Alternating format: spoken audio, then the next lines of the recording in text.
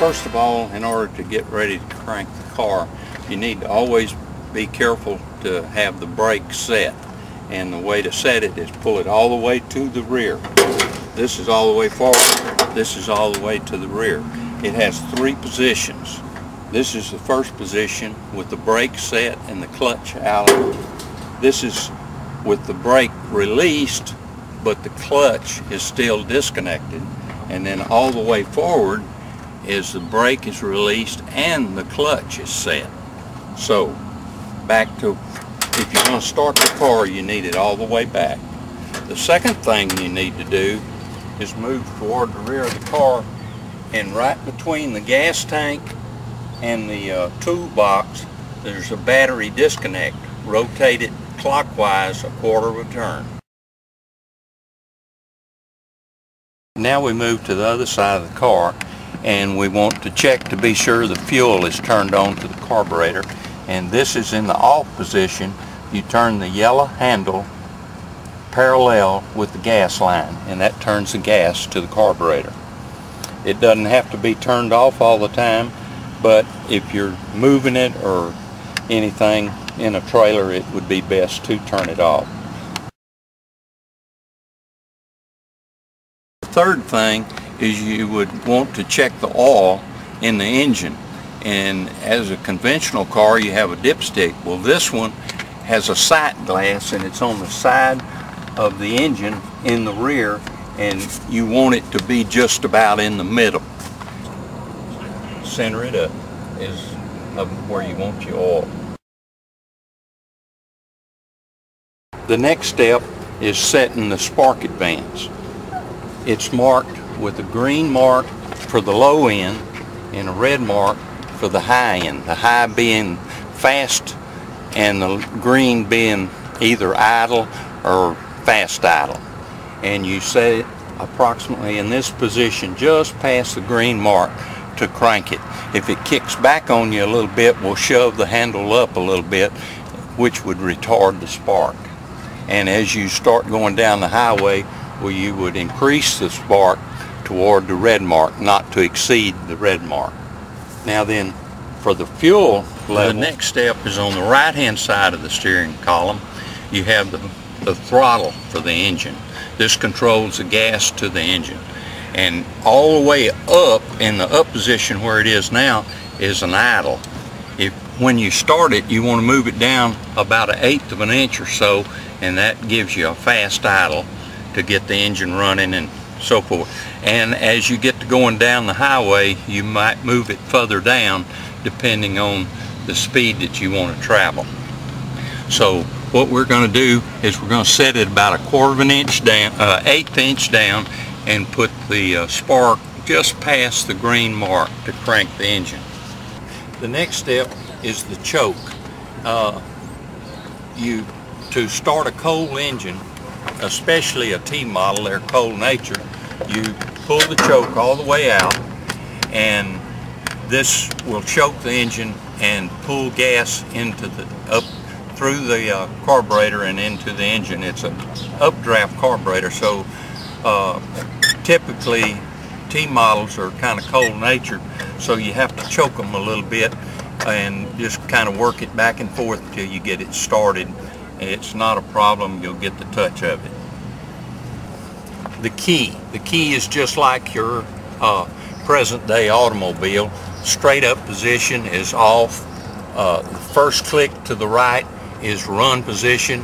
The next click to the right, or about the 3 o'clock position, will be the engage the starter, and once the engine starts, which it should start fairly rapidly, then you release the key and it'll move back to the run position. Now for the pedals. This is a little different from a conventional car. You got to take into consideration this was the bridge between a horse and buggy and our present day automobile. And the way that Henry Ford did it, he did it with 3 pedals. The pedal furthest to the right is what we consider the brake pedal, and he did too today. This is the brake pedal, and I mentioned the brakes, they work pretty good forward, but in reverse they don't work that great because the way the brakes are designed, they use the momentum of the car going forward to set the brakes. So backing up, you'll find that they're not that firm, but going forward they do a good job, although they're not like our hydraulic brakes today. The middle pedal is the reverse pedal. Now then, to reverse, you have to have the hand brake in the upright position or 2 clicks forward, which is about right there. And then you can mash this pedal according to how fast you want to back up. And it's firm and it'll back you up. The last pedal, which is marked C, is the clutch. It's a multifunction pedal where when the pedal is all the way out and the hand brake is all the way forward, it's in high gear. The way you do this is then when you mash the pedal all the way down to the floor, you're in low gear. And if you were going down starting off from a dead stop, you would mash this pedal down to the floor, and then you would release this, and then when you get up to road speed, which is about 5 miles an hour in low gear, you ease out on this, come back on the throttle to an idle, and then once the gears engage, you come up on your throttle to the desired speed.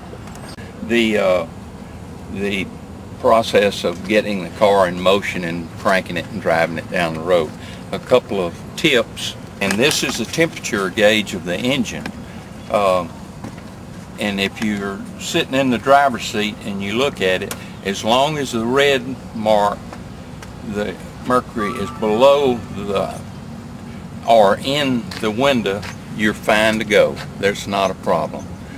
The original old car didn't even have a water pump. This one does.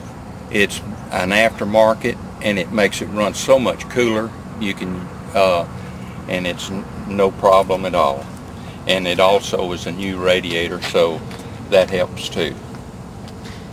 The fuel level gauge, checking the fuel in the fuel tank, is simply just dropping the dipstick into the tank, and 10 gallons is about what it holds, and leave the rest for airspace at the top. That's just pop it down in there and bring it back out. That's all it is to it. Okay. This is just toolbox as it is, and with the battery on the left hand side, and of course, as we mentioned earlier, there's a disconnect right behind the toolbox to turn the battery off and on. This is the left side of the engine, and this is the water pump, and this is the serial number, as I had mentioned earlier, which depicts the car, the engine at a 23 model. It's original. It has surefire ignition, which is aftermarket. The water pump is aftermarket, but everything else is pretty much as it was when Henry Ford had it. He'd be proud to have it. Let's look at the other side. This is the electric start. This was an option on the old cars. It was $60 extra. The original car without electric start, this one has both, and it also has the hand crank, which you rotate it clockwise to start the engine. I don't recommend it. It'll break your arm if you got the spark set up.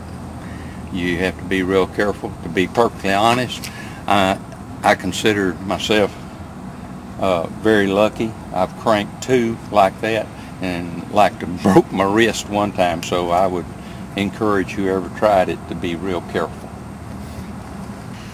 This is the right side of the engine. Of course, this is the exhaust, and this is the carburetor, and it is updraft, so that's the reason that you have to choke it a little bit to get the fuel up into the engine.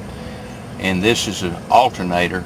The car originally came with a generator, and changed it out to an alternator when I went to 12 volts. And that's basically the horsepower on this engine is 25 horse.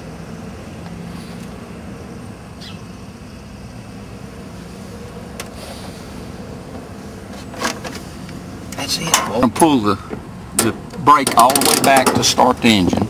we're going to set the spark, and we're going to pull the fuel down just a little bit. We're going to choke it just a little bit, and then we're going to rotate the key. And this will get the engine to running, I hope.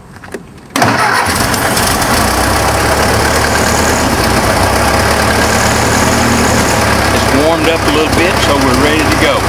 What we're going to do is mash on the clutch pedal and get to rolling.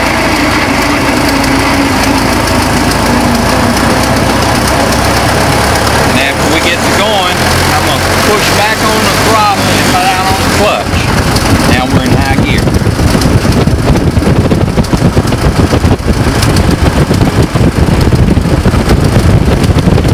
This is what the old folks used to call Cadillac. When we get to the turn, we're going to clutch it just a little bit, and then we're going to come back out and give it a little fuel.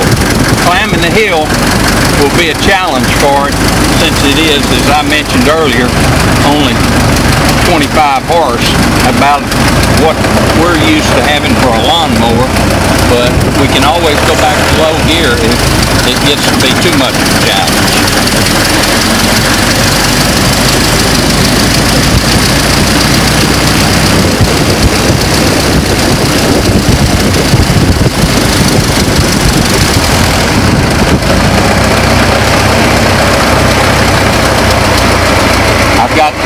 I've got the clutch pushed in, I've got the brake on, I pull the master brake handle out, and give it a little fuel, kill it, and we're back to go.